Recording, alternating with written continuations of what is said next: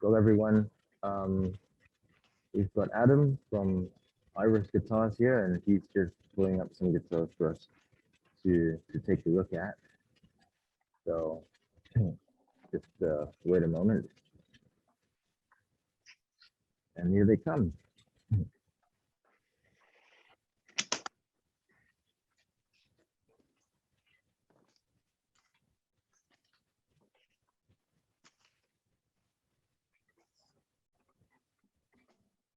Here, I'll start with one we just strung up this week. Cool.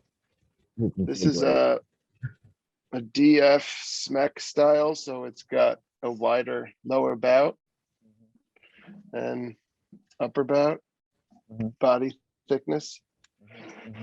And this is big leaf maple. Oh, nice. And this has an Adirondack top that's pretty wide grain, but you can't really see it because of paint. But we're using catalosh for the bridge and fingerboard. There's no headstock veneer, it's just painted. Right. And then we have Dale Fairbanks, doing all the paint work on them. And these is that a nitro finish? What'd you say? Sorry, is that a nitro finish? Yes, this is so we're doing a very thin finish. We're spraying the stain and then doing about 3 or 4 coats of gloss lacquer, and then we sand it flat, and then we spray a flat satin nitro coat on top, and then we're done. Great. So there is hardly any finish on these guitars, and they sound fantastic because of that. So this has been a pretty popular model going forward. 12 fret dreadnought.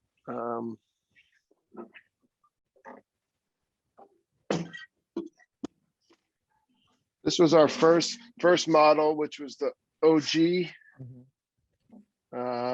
which is modeled after an LG with a different body depth.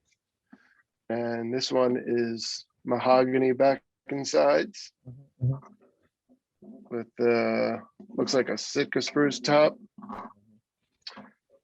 catalosh, bridge and fingerboard. We're doing a scarf joint on the headstock, and a glued on heel. Yeah.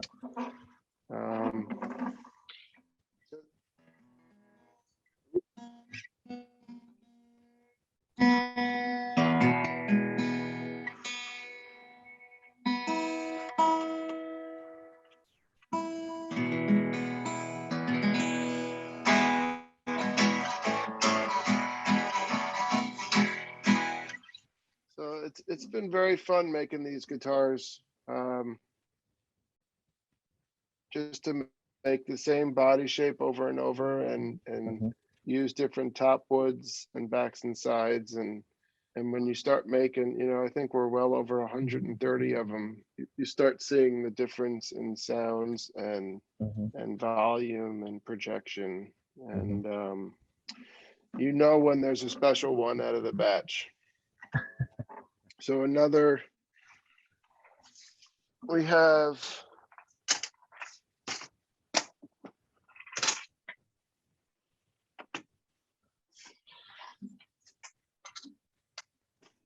so this is the AB model, which is our small jumbo.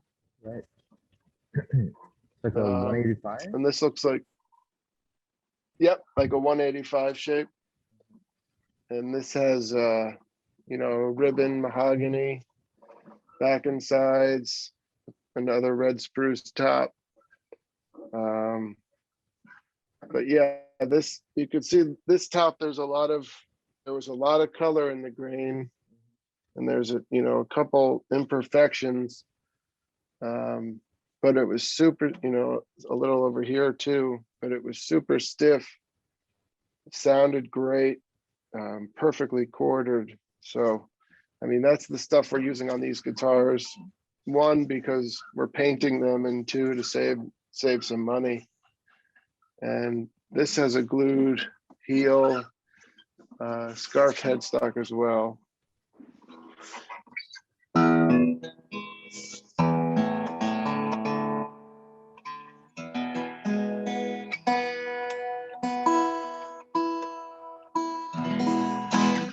So this one was strung up, and it's going to the Fellowship of Acoustics in the Netherlands. Oh, Rudy's place. Yep. And they've been, they picked us up as a dealer at NAMM last year, and they've been a great company to work with. Mhm. And then there's one more that we have ready. Hold on a sec. Sure.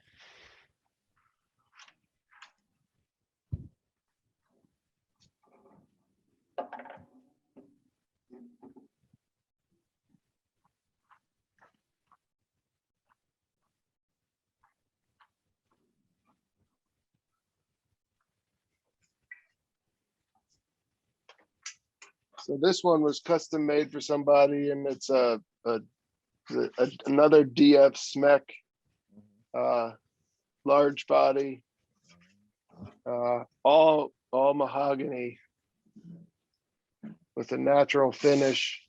There's a little toner in the lacquer, and especially on the bindings, to give it that aged look, and around the rosette.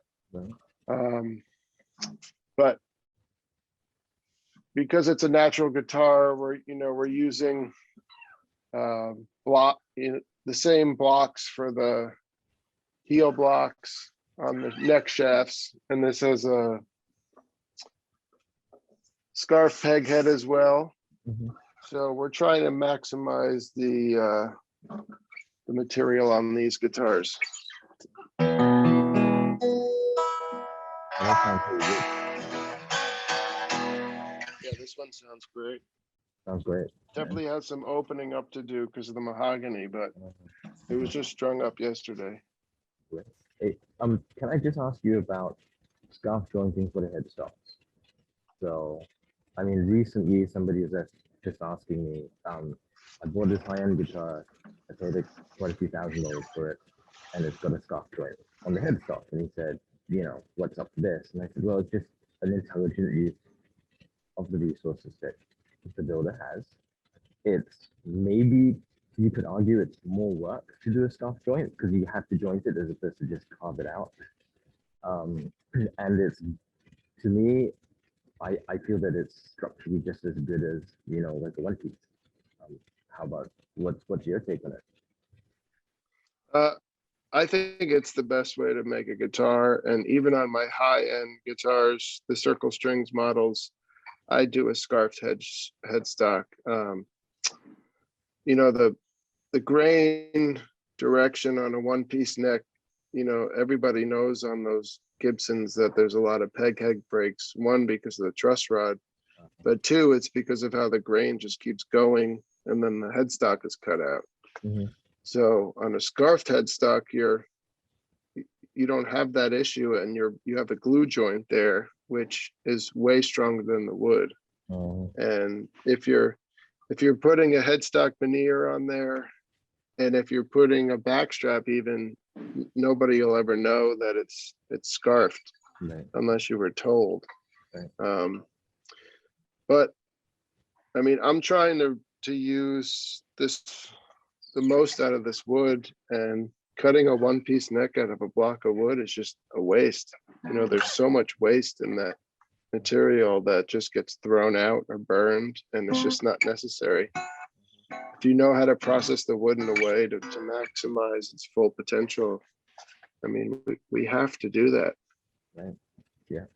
As guitar makers, and just people need to just stop thinking that what Martin did was the only way to do it. Absolutely. Well, thank you very much. I know you got to get back to work, so thank you very much for giving us a tour of the Iris guitar model. Sounds good. Thank you. Thank you.